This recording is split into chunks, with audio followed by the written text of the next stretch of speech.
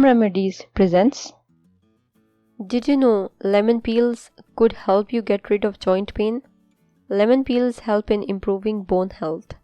The high amount of calcium and vitamin C help in maintaining and improving the health of bones and prevent bone-related diseases like osteoporosis, rheumatoid arthritis, and inflammatory polyarthritis.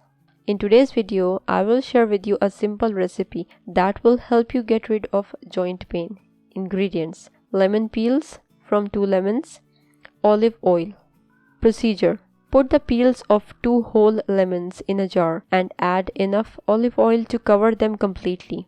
Close the jar and let the mixture sit for 2 weeks.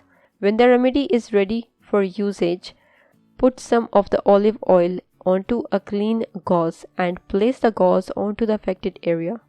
Put a plastic bag over the gauze and a wool scarf over the bag.